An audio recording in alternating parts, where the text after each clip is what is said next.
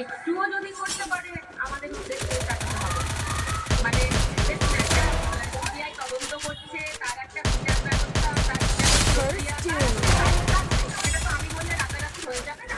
কিন্তু অ্যাটলিস্ট যেগুলোকে আড়াল করার চেষ্টা চলছে সেগুলোকে সামনে আনতে বাধ্য করবো আমরা। তার জন্য যতদিন পারবো।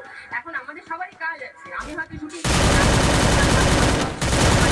যতটুকু রাস্তায় নামবো, আমরা পালা করে করে নামবো।